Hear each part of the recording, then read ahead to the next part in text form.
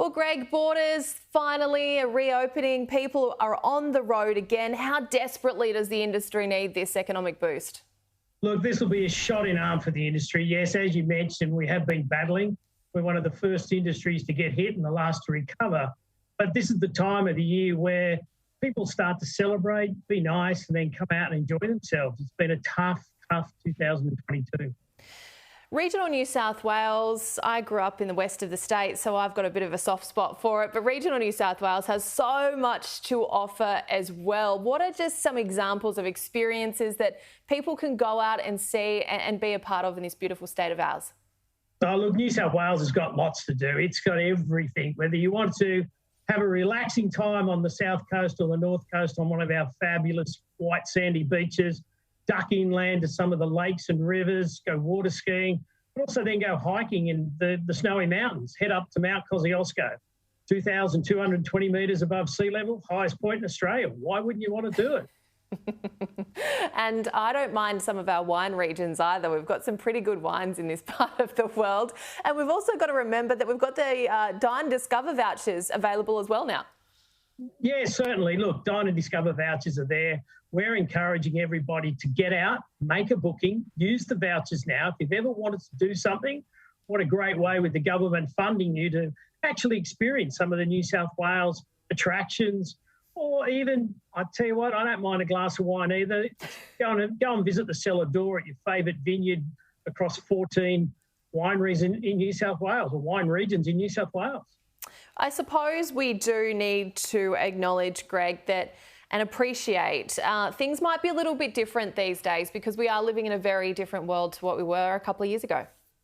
Yeah, certainly. Look, that's why we're encouraging people to book early. We don't want people to be disappointed, but it also helps the businesses start to gear up their seasonal workforce because you can't go from 0 to 100 really quickly. And what we really want to be able to do is say, okay, businesses, you know what's coming, start chasing some workforce so you can actually deliver the product. But it's also a really interesting time for people to connect with their family and friends. And, as I know down on some of the coastal areas, all the accommodations getting booked out where people are taking houses to actually reconnect. It's an important part of the recovery process.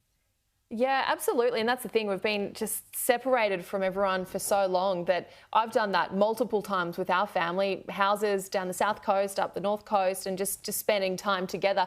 How are those in the sector feeling? How have they found this last couple of years? Look, I mean, everyone's been battling through it. No doubt that, when you lock down borders, whether it's international or domestic borders, it is going to have an impact. And some of the businesses have held there. The tourism industry is a passionate and resilient industry, and they're ready to actually step up to the plate to allow people to get out. The pent-up demand is there. Parents have been homeschooling. They've been wanting to get away with their kids, and they want to just have a bit of a break to refresh, recharge, and come back smiling. Feel free. Credit where credit is due as well. A lot of these businesses really had to, we use this word so much, pivot during the COVID-19 pandemic, but there were some really creative business concepts out there who just adapted to the conditions and thought of ways of connecting with people while necessarily the doors might not have been open as such, but they were really quite creative in how they handled that time. Certainly have been, and that's why I say the industry is resilient. They're creative. They're also passionate. They'll find ways to do things that people are wanting to experience, whether it's a bush tucker walk with an Aboriginal guide, whether it's getting out there and seeing something that's unique. I've seen the rise in mountain biking as kids want to take their dads out mountain biking. There's plenty of things that have been changing, and local government's been having a really good impact, as well as state government. It's been carrying a heavy weight backing people. So it's a great opportunity to try something new. That's what we sort of say. Get out, explore something. Don't go back to your favourite spot. Go somewhere different. Broken Hill, what a great place to go and experience some of the outback of New South Wales. That's actually my hometown, Greg, so that was a very good plug, putting that one in. I suppose it isn't too late. Christmas is still a couple of sleeps away for those very last-minute shoppers. Not a bad idea to go and grab a gift voucher for an experience of some description out in the state. Oh, look, totally agree. If you're looking for a last-minute gift, support the visitor economy and the tourism industry. And as the ad says, give the gift of travel. I just bought some bridge climb tickets this morning.